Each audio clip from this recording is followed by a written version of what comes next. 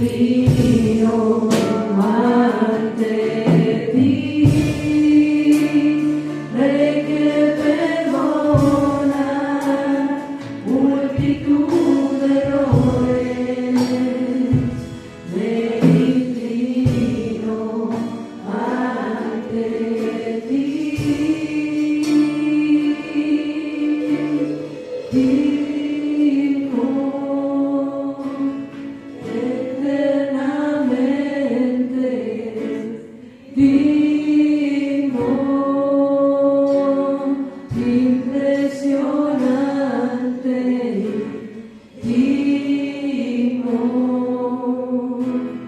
Solo ante ti yo me inclino.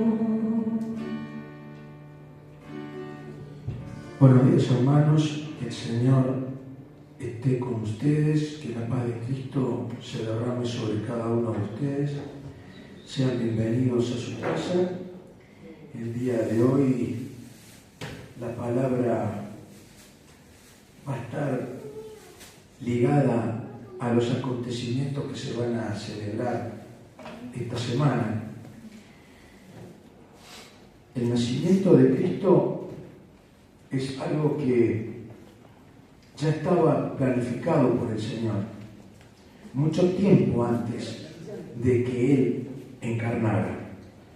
Sin embargo, normalmente todo lo que tiene que ver con esta parte de la Biblia, todo lo que tiene que ver con esta parte de la historia de la humanidad, habitualmente se ve como un cuento.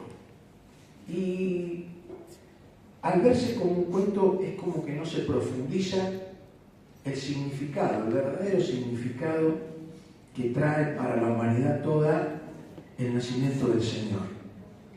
Nosotros tenemos básicamente una narrativa bíblica que es la anunciación, que es cuando el arcángel Gabriel le anuncia a María que va a dar a luz un hijo que va a ser engendrado por el Espíritu Santo. Después va a estar el tema del censo. En ese entonces reinaba César Augusto y había decidido hacer un censo poblacional, para lo cual cada familia, cada persona que tenía en su haber como jefe de familia tenía que ir a su ciudad de origen. José, aún viviendo en Nazaret, había nacido en Belén de Judá, en la provincia de Judá. Entonces, él tenía la obligación de trasladarse con María, que estaba encinta, estaba embarazada, a Belén. Todos sabemos después lo que aconteció, el lugar. ¿Qué era el lugar? En ese momento, como había tanto movimiento de gente, no había lugar para poderse hospedar. Por lo tanto, todos sabemos que María tuvo que dar a luz en un pesebre. Y un pesebre no es un cobertizo. En aquel entonces un pesebre era un agujero en las rocas, era una cueva, donde normalmente se usaba colchones de paja y normalmente las cabras y las ovejas se guarecían de las inclemencias en ese lugar. Y por otro lado, tenemos el anuncio a los pastores, que eran pastores que venían del oriente, del nacimiento del niño. Se sabe poco de la fecha real del nacimiento, es decir, muchos historiadores dicen que fue entre 4 y 6 días antes de Cristo, o sea, antes de nacer, y otros dicen que fue un día después de Cristo.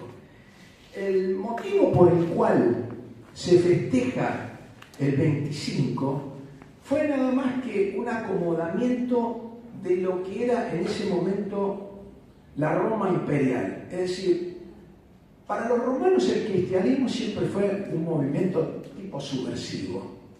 Se lo veía mal y venían a romper con la tradición. El problema es que cada vez había más cristianos. Entonces había que acomodar esa marea humana que iba creciendo lentamente y que tenía que tener algún día de festejo y había que redondearlo. Entonces se eligió lo que se llama las fiestas romanas del Sol Invictus, que no era otra cosa que el solsticio de invierno. ¿Qué es el solsticio de invierno? El solsticio es un fenómeno astronómico donde la Tierra en ese momento tiene la menor distancia con el Sol y el ángulo de incidencia de la luz solar sobre la Tierra es menor. Entonces es el comienzo del invierno. Por lo tanto, el 25 es una cosa simbólica. Y tenemos que tener en cuenta también el lugar, Belén.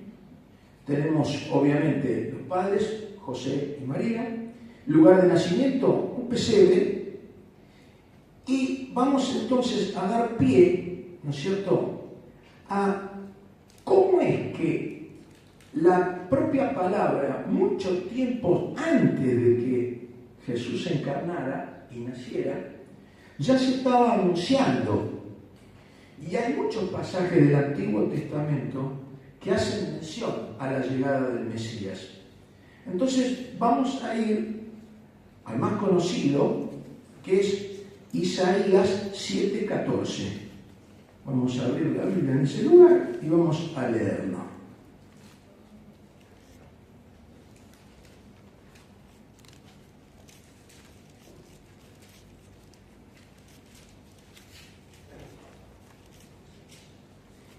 En Isaías 7:14, si lo tienen, ¿me avisan?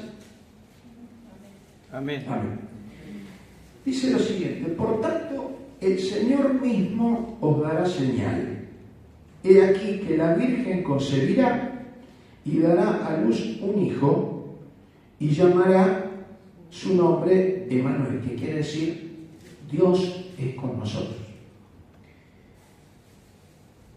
También, si nos movemos a Isaías 9:6,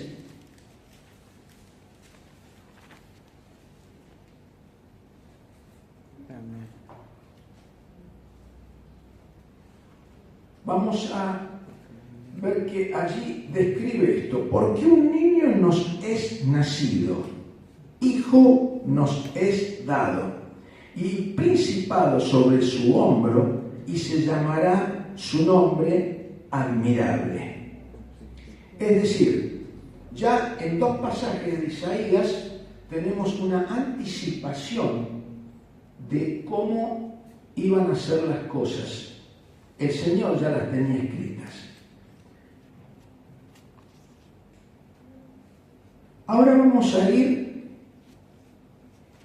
a Malaquías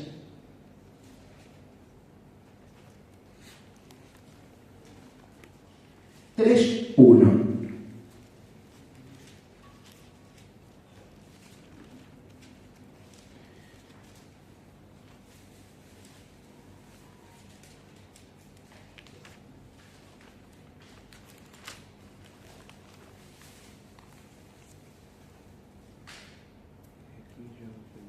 En Malaquías 3:1 dice lo siguiente: he aquí, yo envío mi mensajero, el cual preparará el camino delante de mí, y vendrá súbitamente a su templo el Señor a quien vosotros buscáis, y el ángel del pacto a quien deseáis vosotros. He aquí viene, ha dicho Jehová de los ejércitos. En Malaquías 4:5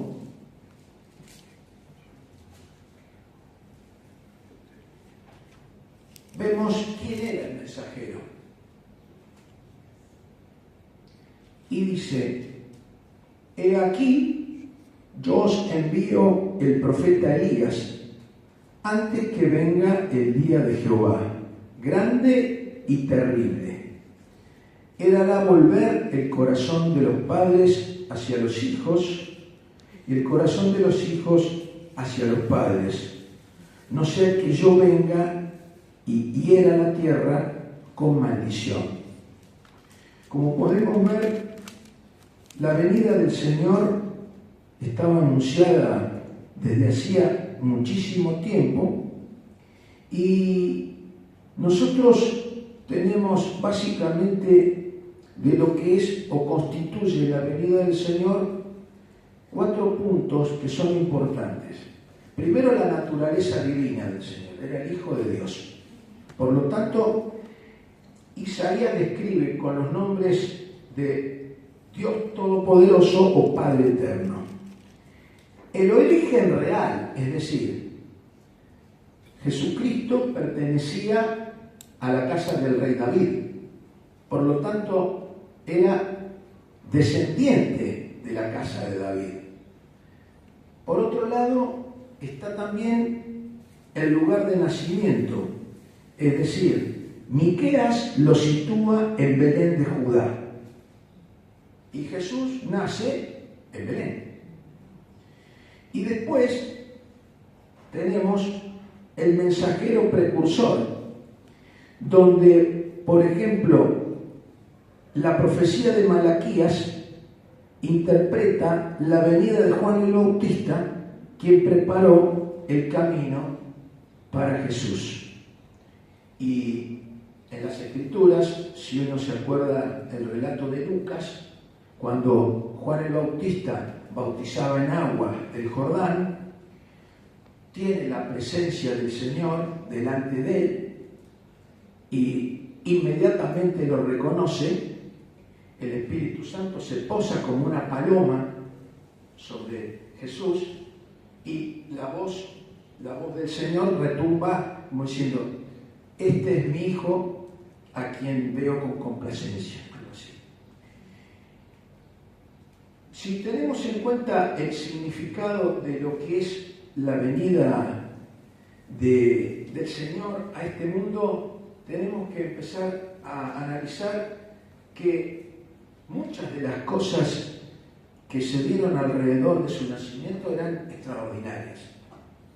La primera, cómo fue encarnado.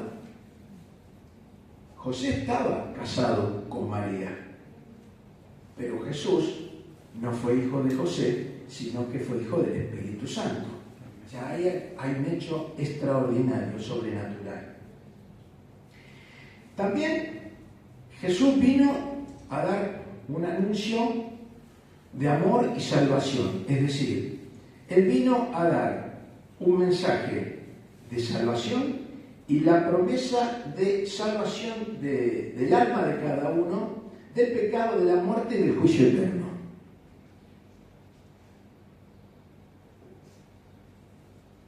Jesús también fue muestra de humildad, es decir, siendo grande, nace en un lugar pobre, es decir, ya había descrito que el pesebre no era un cobertizo como una casita, 2 aguas, con ventanitas, no, era una cueva en las piedras, lo más rudimentario que había. Y sin embargo, Él vino en ese lugar. Destacó siempre que la felicidad no está en las cosas materiales y que lo que había que hacer era mostrar valores que están por encima de las cosas que se ven, que se huelen y que se tocan y que nos contactan directamente con nuestro Padre. Después tenemos el nombre que se le dio, que es Emmanuel, Dios con nosotros. El nacimiento en realidad fue la confirmación de que Dios estaba con la humanidad, que estaba presente y que el nacer nos daba la esperanza y el consuelo de un mundo mejor. Después tenemos que entender lo que es la luz y la gloria, es decir, el Señor vino a transformarse en algo así como la luz para los gentiles, es darle conocimiento y abrirle los ojos espirituales a todas aquellas personas que estaban rodeados de lo material, que estaban rodeados de la carnalidad, del mundanismo, y por sobre todas las cosas a traer gloria para el pueblo de Israel. Es importante tener en cuenta lo que significa para cada uno de nosotros, porque la industria ha hecho de las fiestas navideñas un motivo para poder vender cosas y generar ganancias, generar sustento, pero nadie en su sano juicio para estas fiestas adopta un espíritu así de convicción religiosa para poder entender qué es lo que se está festejando. La gente para esta época del año, todos la vemos, no hay que ser muy inteligente para darse cuenta que sufre un cambio en el humor. Todo el mundo está apurado, todo el mundo tiene ganas de gastar, todo el mundo añora un aguinaldo rápido y suculento para poder gastar. ¿Gastar en qué? En juguetes para los nietos, para los hijos, en ropa, en preparar las vacaciones. ¿Qué es lo que se va a comer? ¿Qué vamos a comer? El tío va a hacer el asado, mamá va a hacer el vitel toné, la abuela va a hacer el arrollado. Cada uno está pensando en todo lo que es la lujuria. Están pensando exclusivamente en llenar la panza, si se puede tirar pirotecnia y si se puede también embriagarse de la mejor manera. Así es como se festeja la venida del Señor. Y esto marca un poco a las claras que si hay algo que se ha perdido es la esencia de la iglesia primitiva. La iglesia primitiva no hacía otra cosa que vivir orando y vivir ayunando. La iglesia primitiva vivía en cuevas porque eran perseguidos, hasta que Roma reglamenta que los cristianos podían existir y podían organizarse. Los cristianos eran perseguidos. Y si uno explora un poco cómo era la iglesia primitiva, cómo se vivía, por ejemplo, en las zonas de Antioquía, de Capadocia, que es la Turquía asiática, hacían cuevas en las montañas y hacían casitas como las hormigas y vivían ahí. Y las iglesias no eran otra cosa que un agujero muy grande donde podía entrar una cierta cantidad de gente, porque ellos sabían que en ese lugar escarpado, inhóspito, los romanos no los iban a perseguir. Hoy por hoy tenemos que tener en cuenta que para nosotros los creyentes, en primer lugar, el nacimiento de Cristo tiene que significar un nuevo comienzo, es decir, aquel que puede hacer un mea culpa y mirarse a sí mismo y ver si dentro de cada uno de nosotros tenemos por aproximación lo que el Señor desea que en cada uno de nosotros sea, poder tener la oportunidad de poder hacer un cambio, es decir, así como las serpientes mudan su piel, la famosa muda, nosotros también tenemos que hacer una muda espiritual, es decir, dejar detrás de nosotros todo lo que es la carnalidad, todo lo que es el mundanismo, todo lo que está ligado a lo que se ve, a lo que se toca, a lo que se añora. Se añora mucho el dinero, se añora mucho la fama, se añora mucho el poder, se añora mucho el poder ser referente social, referente vecinal, se añora mucho los títulos, pero nadie se pone a pensar y a trabajar para ser mejor espiritualmente. Hoy por hoy, el sinónimo de éxito, la comparación de éxito, está más ligada a lo que uno ha acumulado materialmente que a lo que uno tiene internamente, los valores morales. Es decir, hoy por hoy, tener éxito no es tener una buena familia, un buen marido, una buena esposa, hijos diligentes, mansos, obedientes, vivir del trabajo, sino que éxito para la sociedad es cuánta plata uno ha acumulado, cuántos países ha conocido, cuántas marcas de auto ha cambiado, cuántas casas uno tiene. Y uno ve cómo se va desdibujando el valor, porque en definitiva el Señor no nos ha enseñado, y no está escrito en ninguna parte de la palabra, que tenemos que invertir dinero, que tenemos que acumularlo, que no tenemos que compartirlo. El Señor no nos enseñó a ser hipócritas. El Señor no nos enseñó a ser desconfiados. El Señor no nos enseñó a ser materialistas. En ninguna parte de la palabra está que si uno tiene un título universitario tiene el cielo ganado. Son cosas simples las que nos enseñó el Señor. Es simplemente amar al otro, como lo dice la Biblia. Uno tiene que tratar de entender que un amigo puede llegar a ser un hermano en épocas de angustia. O, dicho de otra manera, un amigo es un hermano que se elige.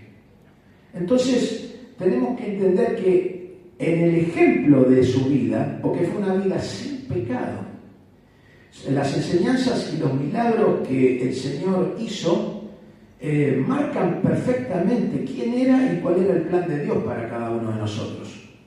Y también hay que entender la conexión que el Señor tenía con nuestro Padre, es decir, a través de la fe en Él, y los creyentes son reconciliados con el Señor y reciben el Espíritu Santo para vivir una vida de transformación. Es decir, el Señor nació para darnos una enseñanza de cómo obtener la salvación de nuestra alma. De cada uno de nosotros está el si tomamos esa enseñanza y la ponemos en práctica o directamente miramos para el costado. Así como un médico le da un consejo al enfermo, uno puede tener delante de uno a un enfermo, o a quien las cosas le entran por acá y le salen por acá, porque prevalece el orgullo y la idea de que tiene la razón y la verdad en cada cosa, o está el enfermo que es humilde, que se pone en manos de un profesional para que pueda mejorar su calidad de vida, lo escucha y ejecuta lo que el profesional le dice que tiene que ser correcto. Cada enfermedad lleva un consejo. Al que sufre de corazón, ningún médico le va a decir que tiene la posibilidad de comer lo que se le antoja y darle al cigarrillo las veces que quiera. A una persona que tiene hígado graso, ningún profesional le va a recomendar que tome alcohol. A ningún diabético, ningún profesional le va a recomendar que coma harinas y derivados de los hidratos de carbono. Sin embargo, hay gente que lo hace. Y en muchos casos confían en una pastillita, o en una capsulita, o en un jarabe, o en un polvito, porque supuestamente eso se puede ver. A Cristo no lo vemos, a Dios no lo vemos, pero a la pastilla que tomamos sí la vemos. Y nos encanta la forma que tiene y el color. Y a veces presumimos de que si es cara es porque es buena. Sin embargo, cuando uno se adentra un poco a lo que es el negocio de la medicina, uno tiene que darse cuenta que la industria fabrica ilusiones y usa a los médicos para administrar esas ilusiones. Entonces, así como este consejo, que es bien terrenal, fundado en la medicina, el Señor también ha dado muestras de distinta forma a lo largo de la Escritura de cuántas veces recomendó y dio consejo, y no fueron muchos los que siguieron la palabra del Señor. La venida del Señor está para cambiar el mundo. Y el mundo se cambia sobre la base de cambiarnos a nosotros individualmente. Cada uno de nosotros es una célula, es un granito de arena en el desierto, es una gota de agua en el océano. Pero si mancomunadamente la humanidad puede encolumnarse detrás de las enseñanzas del Señor, la humanidad sí o sí tiene que cambiar. Tiene que el mundo mostrarse como un lugar donde no haya fronteras geográficas, donde no haya fronteras políticas y tampoco fronteras idiomáticas. Seríamos uno solo en el Señor. Por eso es importante tener presente lo que se está por festejar en los próximos días, para que a la hora cursi esa de las 12 de la noche, donde todos gritan, donde todos tiran pirotecnia y donde todos nos hacemos los buenos y comemos las 12 uvitas o las 12 cerezas o nos damos besos falsos, no podamos ensimismar en qué es lo que significa estar festejando el nacimiento de Cristo. Cristo merece respeto, porque en el fondo no tuvo una mancha.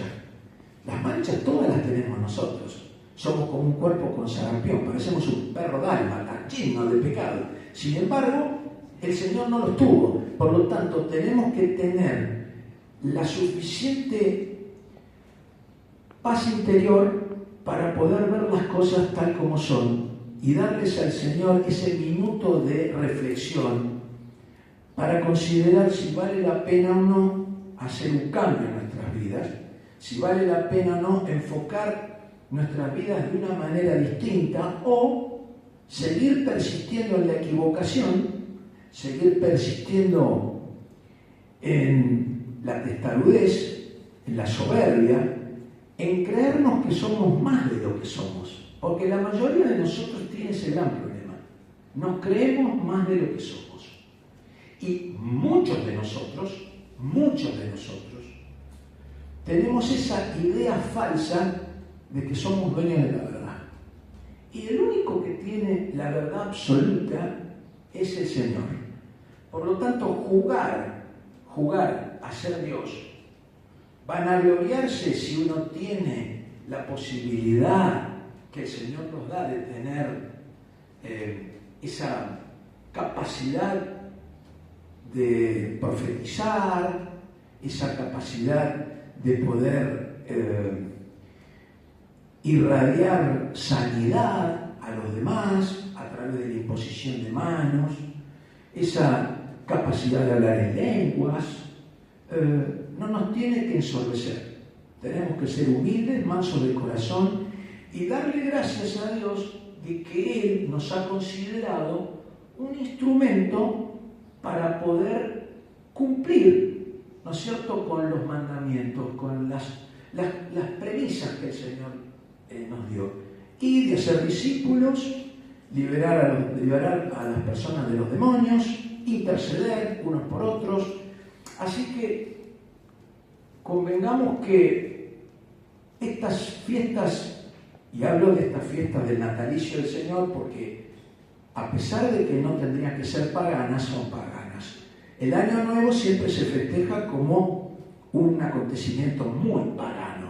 La quema de muñecos, embriagarse, comer hasta reventar, gritos, júbilos, al otro día ya se sale de vacaciones, pero lo triste es convertir en algo pagano algo que no debe ser pagano, no tiene por qué ser pagano. La sociedad moderna ha prostituido todo y también ha prostituido la celebración del nacimiento del Señor. Así que es bueno que podamos tener cada uno de nosotros en nuestro corazón ese día, que no tiene por qué ser a las 12 de la noche, es simplemente ese día. Porque habitualmente, ¿qué es lo que pasa con la fiesta de fin de año? Somos tan hipócritas y falsos los seres humanos que cuando estamos cortando el pan dulce se nos cae una lágrima y lloramos. ¡Ay! ¿Cómo le gustaba este pan dulce a la tía? O ¡ay! ¿Cómo le gustaba al tío fulano tirar cohetes? O ¡qué rico era el vitel toné que hacía tu hermana! Y lástima que ya no está todo ahí. Cuando uno tiene la desgracia de haber perdido un ser querido, ese ser querido lo podemos llorar en cualquier época del año. en cualquier mes del año, porque en realidad es la pérdida la que lloramos. No tenemos que transformarnos en actores baratos para llorar a alguien que ya no está en una fiesta de Navidad, porque en realidad se hace para que el resto de la familia lo vea. Y también lo mismo pasa cuando recibimos gente, familiares, y nosotros nos apuramos entre octubre y noviembre a poner linda la casa para que cuando venga la cuñada, el cuñado, los sobrinos vean que las paredes están pintadas, que el pasto está cortado, que los árboles están podados. Y ni hablar si podemos mostrar que nos hemos comprado un auto nuevo. Eso es otra cosa. Entonces, dejémonos de transformar las fiestas del natalicio del Señor en algo que lo único que hace es hundirnos como personas, porque no es otra cosa que un culto a lo material. Pensar que tenemos por delante una vida que no la tenemos comprada y no sabemos cuándo el Señor nos viene a buscar, por lo tanto es importante tener la valija de ese viaje hecha y sin ninguna cosa que falte. Por lo tanto, esas cosas que nos faltan tienen que ser las cosas pendientes. Si tenemos alguna enemistad con algún hermano, perdonémoslo. Y en muchos casos, si el hermano es soberbio y nosotros tenemos que ir al pie y no teniendo la culpa, nos mostremos como culpables, bienvenido sea, porque en el fondo el Señor nos va a jugar a nosotros, no nos va a jugar al otro. Tratemos de mantener la concordia, mantener la paz y por sobre todas las cosas ser mansos en todo momento, en todo lugar. Tratemos de mantener una cohesión, es decir, que nosotros nos podamos mover como iglesia como si fuésemos una colmena. Por eso es importante abrir nuestro corazón en este tiempo y entender el significado de algo que muchas veces pasa por alto. Incorporar a Cristo en cada una de las cosas que nosotros hagamos y cada vez que hagamos algo, pensar cómo las haría el Señor en mi lugar. De esa manera no nos equivocaríamos nunca. Vamos a cerrar nuestros ojos y vamos a pedirle a nuestro Padre que está en los cielos que el fuego de su Espíritu Santo reine en este lugar, que Él tome posesión de esta casa, que el fuego de su Espíritu Santo pueda llenar la vida de cada uno de nosotros, que esta presencia en su casa en el día de hoy no sea en vano, que esta presencia en su casa en el día de hoy sea para que puedan volver a sus hogares con esta pequeña enseñanza, humilde enseñanza, de poder tenerlo presente no solamente un 25 de diciembre, sino todos los días del año. Tenerlo presente como nuestra brújula, tenerlo presente como nuestro GPS espiritual. Él es el que nos va a marcar el norte a seguir. Y es Él el que nos va a dictar dónde está el camino seguro, para no despeñarnos, para no caernos en el precipicio. Padre, en el nombre poderoso de Cristo Jesús, bendice a los presentes, guárdalos, cúbrelos, arrópalos con la sangre poderosa del Cordero, desde la cabeza hasta la planta de los pies. Permite que esa sangre redentora obre como escudo protector contra todo dardo envenenado del enemigo. Permíteles un buen regreso a sus hogares, que el regreso a sus hogares traiga felicidad, traiga bendición y por sobre todas las cosas, Padre, que tú puedas a través de lo que hemos escuchado, lo que hemos hablado, traer paz y bendición a hogares en donde todavía hay disputas, en donde todavía hay peleas, en donde todavía hay mucha gente que se levanta de la mesa para no comer con alguien. Obra, Padre amado, para unir, obra, Padre amado, para consensuar y para generar lazos de empatía. En el nombre poderoso de Cristo Jesús te damos gracias, Padre, por todo y en todo. Amén, amén y amén.